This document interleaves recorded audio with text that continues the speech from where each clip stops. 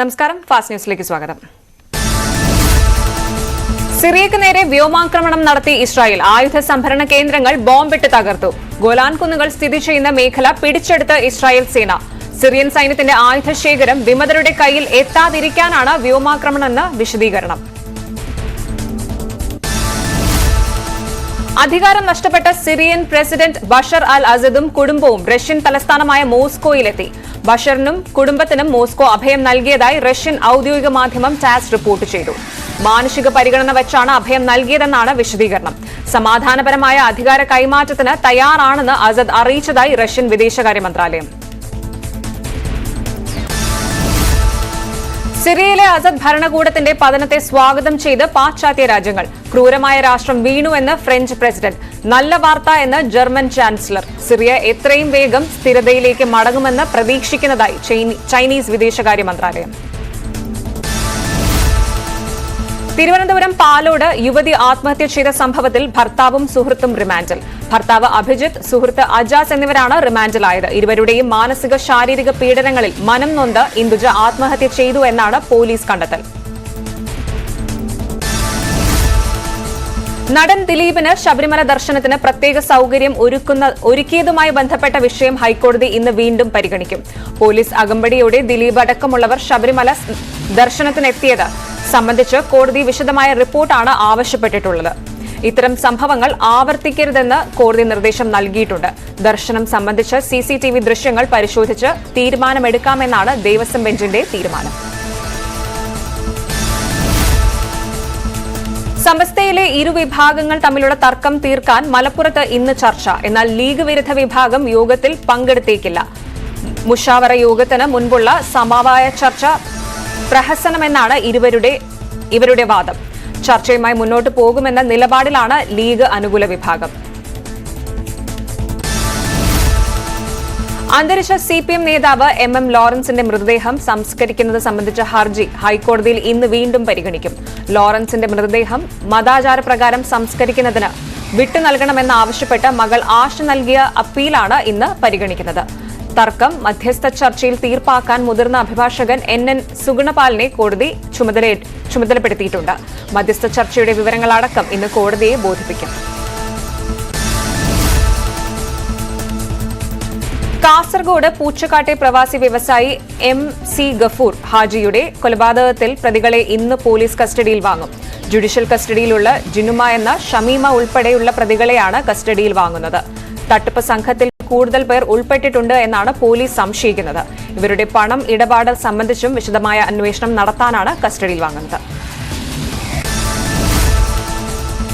ആലപ്പുഴ വനിതാ ശിശു ആശുപത്രിയിൽ പ്രസവത്തെ തുടർന്ന് നവജാത ശിശുവിന്റെ കൈ തളർന്നു പോയതായി വീണ്ടും പരാതി. ആര്യാട് പഞ്ചായത്തിൽ രമ്യ അഗേഷ് ദമ്പതികളുടെ കുഞ്ഞിന്റെ കൈയാണ് ഞരമ്പുകൾക്ക് പരിക്കുപറ്റി തളർന്നത്. വാക്വം ഡെലിവറിയിലൂടെ കുഞ്ഞിനെ പുറത്തെടുത്തത് ആരോപണ വിധേയയായ ഡോക്ടർ പുഷ്പയാണെന്ന് കുടുംബം. പിഴവ് ചൂണ്ടിക്കാട്ടി കുട്ടിയുടെ രക്ഷിതാക്കൾ ആരോഗ്യമന്ത്രിക്ക് പരാതി നൽകി. WNC ആശുപത്രിയിൽ പ്രസവത്തിലെ പിഴവ് റിപ്പോർട്ട് ചെയ്യപ്പെടുന്ന 4ാമത്തെ സംഭവമാണിത്. പ്രാദേശിക വിഭാഗീയത ഉണ്ടാകുന്ന വെല്ലുവിളികൾക്കിടെ CPM ജില്ലാ സമ്മേളനങ്ങൾക്ക് നാളെ തുടക്കം. സംസ്ഥാന സമ്മേളനം നടക്കുന്ന കൊല്ലത്താണ് ആദ്യ ജില്ലാ സമ്മേളനവും. ഫെബ്രുവരി 9 മുതൽ 11 വരെ തൃശൂരിൽ നടക്കുന്ന സമ്മേളനത്തോടെ ജില്ലാ സമ്മേളനങ്ങൾ പൂർത്തിയാകും. മാർച്ച് ആദ്യം സംസ്ഥാന സമ്മേളനം, ഏപ്രിലിൽ മധുരയിൽ പാർട്ടി കോൺഗ്രസും നടക്കും. BJP കോർ കമ്മിറ്റി യോഗം ഇന്ന് കൊച്ചിയിൽ. ഉപതെരഞ്ഞെടുപ്പ് ഫലവും തദ്ദേശ തെരഞ്ഞെടുപ്പിന്റെ തയ്യാറെടുപ്പുകളും യോഗം ചർച്ച ചെയ്യും. കേരള ഘടകത്തിന്റെ ചുമതലയുള്ള പ്രകാശ് ജാവദേക്കർ, സംസ്ഥാന അധ്യക്ഷൻ K സുരേന്ദ്രൻ, കോർ കമ്മിറ്റി അംഗങ്ങൾ തുടങ്ങിയവർ യോഗത്തിൽ പങ്കെടുക്കും. പൊതുജനങ്ങളുടെ പരാതി പരിഹാരത്തിന് മന്ത്രിമാരുടെ നേതൃത്വത്തിൽ സംഘടിപ്പിക്കുന്ന താലൂക്ക് തല അദാലത്തുകൾക്ക് ഇന്ന് തുടക്കം.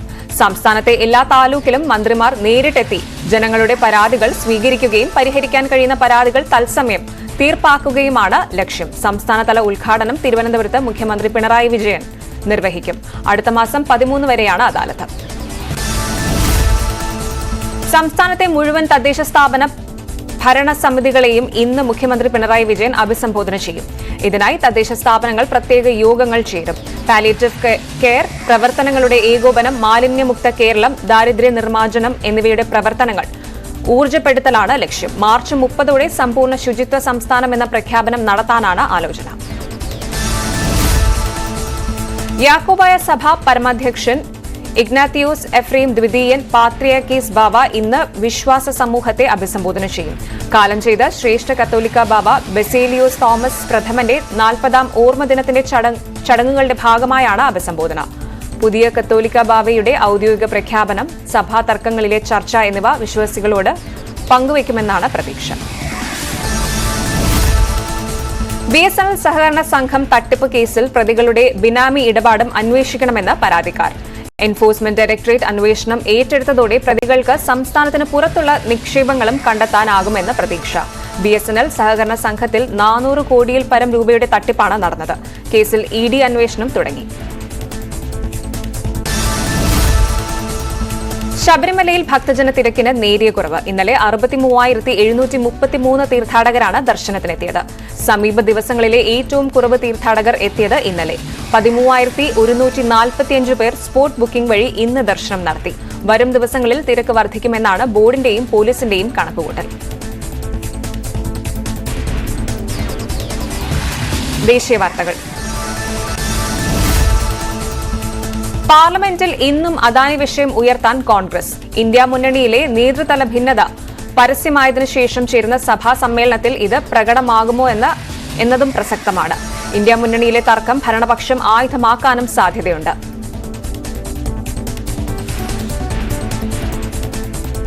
അന്താരാഷ്ട്ര വാർത്തകൾ. വിദേശകാര്യ സെക്രട്ടറി വിക്രം മിശ്രി ചർച്ചകൾക്കായി ഇന്ന് ബംഗ്ലാദേശിൽ എത്തും. ഇരു രാജ്യങ്ങളും തമ്മിലുള്ള ബന്ധം വഷളായ സാഹചര്യത്തിലാണ് വിക്രം മിശ്രിയുടെ സന്ദർശനം.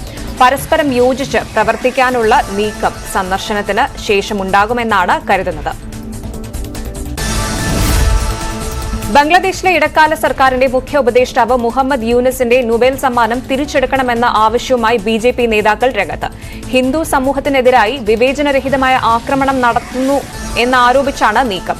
മുഹമ്മദ് യൂനിസിന്റെ പശ്ചാത്തലം പുനഃപരിശോധിക്കണമെന്ന് BJP MP ജ്യോതിർമയ് സിംഗ് മഹോതോ ആവശ്യപ്പെട്ടു.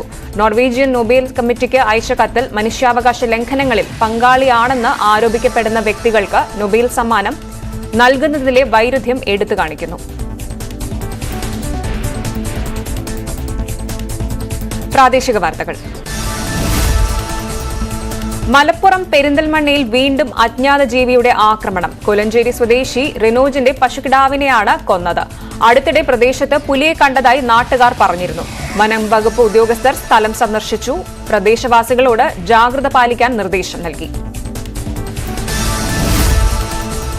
മലപ്പുറം പൊന്നാനിയിൽ ലഹരിക്കടത്ത് സംഘം പിടിയിൽ. വെളിയങ്കോട് സ്വദേശി ഫിറോസ്, റിയാസുദ്ദീൻ എന്നിവരാണ് പിടിയിലായത്. വാഹന പരിശോധനയ്ക്കിടെ പോലീസ് തടഞ്ഞെങ്കിലും SIയെ ഇടിച്ചു വീഴ്ത്തി നിർത്താതെ പോവുകയായിരുന്നു. പിന്തുടർന്നാണ് പിടികൂടിയത്. കേസിൽ 2 പേരെ കൂടി പിടികൂടാനുണ്ട്. പ്രതികളിൽ നിന്ന് MDMAയും ആയുധങ്ങളും പിടിച്ചു.